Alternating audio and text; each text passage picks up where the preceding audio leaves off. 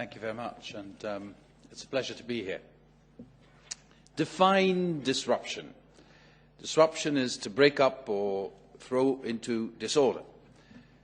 I think that's your goal if you're an innovator, to wake up in the morning and disrupt the world, to discover a new concept that changes everything.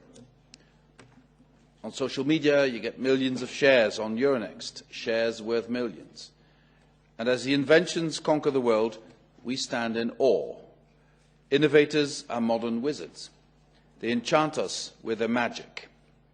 The pace of change is bewildering. Because of our connectivity, once secluded realms of technology now team up and share concepts, principles and methods across disciplines, helping everyone progress even faster together. I'm not telling you anything new by saying we're in the middle of a fourth industrial revolution. And it will upset the current economic order. The way we make things, the way we trade, the way we work, and also the way we live. I'm an idealist without illusions, as JFK once said, and I think history has proven me right. Look at Europe. We've built a continent open and free, where democracy reigns, where there is no death penalty, where we couple the power of the free market with the responsibility of social governance. A truly unique accomplishment that I frankly believe we should be more proud of. Over the ages, innovation has improved our lives. We live longer. Fewer people starve. We are better educated. I marvel at what my children know and what they can do. I don't tell it to them. I mean, they become even more unbearably arrogant about what they can do. I look to innovation and technology to continue to feed us all, to cure old and new diseases, to generate renewable energy to protect our planet, to educate new generations of citizens who have to navigate in choppier seas of information, to map the helixes of life, our Earth, our universe, and of course to protect humankind from natural dangers, but also from itself. So I welcome disruption. But there are side effects too, some small, some big. It is great when robots do our laundry and other chores, but what does it mean for people whose jobs can be automated? It is great when people all around the world can meet and talk through the internet. But what when extremists and terrorists can preach, recruit and marshal their moronic minions to kill and maim in the streets of London, Brussels or Paris? It is great when sometimes soon artificial intelligence can help our cars steer safely through traffic, minimizing road mortality.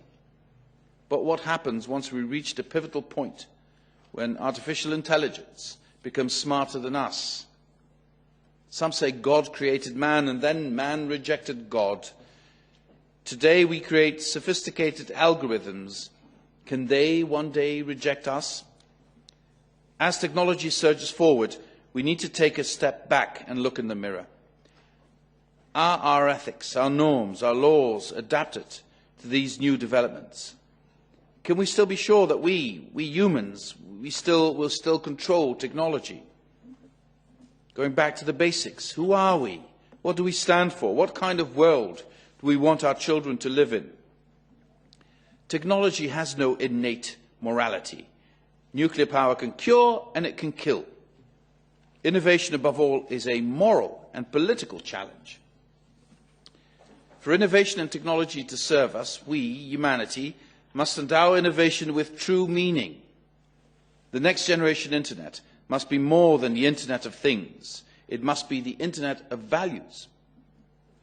This means that, first, we must protect democracy and our way of life. In Europe, we are perhaps too used to living in a free, peaceful and open society. But nothing is irreversible, nothing unbreakable, nothing inevitable. Our values are under threat, not only from the outside, but alas, also from within. And the fourth industrial revolution also carries the risk of our democracies being hacked. Hacked by inequality, by the ever greater power and money in the hands of a few mighty internet giants. Hacked, in very literal terms, by hackers and trolls disrupting politics at home and abroad or waging a hybrid war. Hacked by the internet echo chambers that stop us from listening to each other and seeing each other. By the misinformation revolution. By the new illiteracy, the inability to tell fact from fiction, the loss of critical thinking. Hacked most recently, most cowardly in London by fanatics whose rejection of modernity does not stop them from spreading high-tech hatred and taking it to our streets. I tell you here today that we will not allow murderous extremists to use our freedoms against us, to hijack the information freeway and turn it into a digital highway of death. We created the EU Internet Forum in 2015 for Member States, stakeholders, industry to take action. Now, 4 of the largest companies, Facebook, Twitter, Google and Microsoft, have developed a database of hashes to help address this problem. The fight goes on while together we develop new means to counter terrorist content online with the objective of faster detection of terrorist content on the platforms. Secondly, democracy will only be viable if we ensure no one gets left behind. Uber might put taxi drivers out of a job, but then driverless cars may put Uber drivers out of a job. White-collar jobs are no longer safe either. Sure, new jobs will be created. Most likely they will require more and better skills. But as so often, those with the least education and lowest incomes stand to suffer the most. We say to people, learning becomes a lifelong duty. You must adapt. You must be flexible, which is true. But at the same time, our mortgages or our rents are not flexible, nor is our insurance, our groceries, or the schooling of our kids. This poses a challenge. Schumpeter's creative destruction is a great concept, leading to great progress. But if you lose your job in the meantime, you will wonder angrily, progress? What progress? So if you want to become more flexible, it is inevitable to start thinking about things like universal basic income to create enough stability to allow us to be more flexible. So to meet these challenges, what should we do? Against this deep-set fear of losing control, populists offer protection by turning back the clock, offering protection by raising walls, first on land and then online. But walls are not a solution. Bridges are. Together, Europe can build bridges and face these challenges. Simple math shows that our global strength in Europe is in numbers, in our diversity, in our values, our openness, and our unity in seizing the future.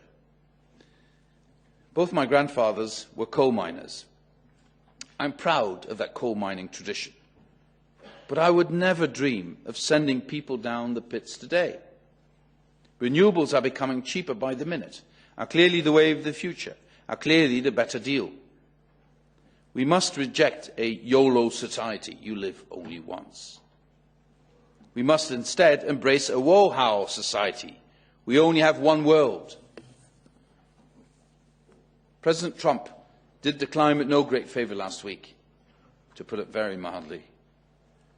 But as America seems to turn to coal, the Commission continues its work on implementing the Paris Agreement with the rest of the world.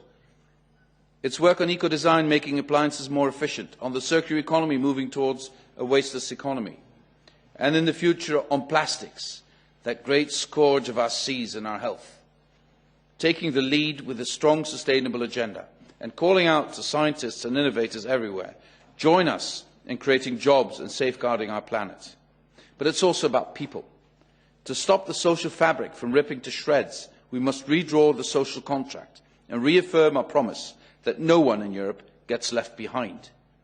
This means empowering women and men, for instance, through our work-life balance proposal, which we launched a few weeks ago, offering more flexibility for both women and men, ensuring they have a real choice in fulfilling their lives as parents, carers and professionals as they see fit, and marshalling the unused potential of women's talents to the benefit of all in Europe.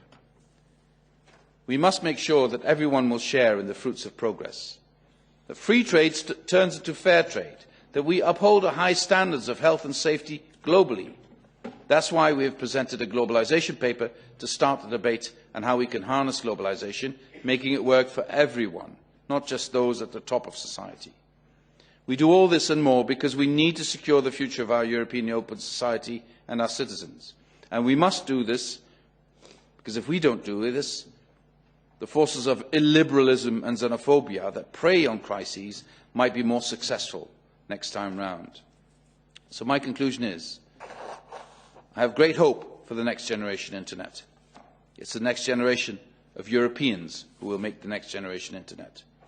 Europe is a natural habitat. They travel from Brussels and Bucharest like my parents from Maastricht to Amsterdam. More easy and cheaper, by the way. Those, like my son, born in 1989, the year of miracles, have only known a Europe that is undivided and at peace. Those born in that year are also the first truly digital generation who've never known the analog world. Cassette players, rotary dial phones, faxes, it's all old school to them. Hey, it's even old school to me by now.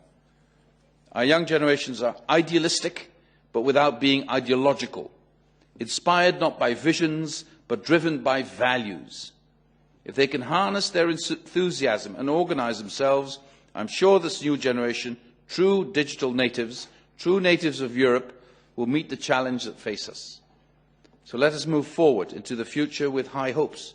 Let us embrace disruption, but let us also heed the words of one of the greatest minds of our time, Einstein, who said, and I quote, "Concern for man and his fate must always form the chief interest of all technical endeavours.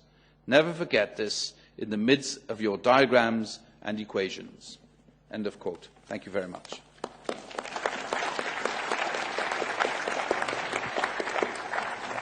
So by now, ladies and gentlemen, you're beginning to lose track of the key words. I mean, not just citizens, which we expected, but wizards and minions and morons.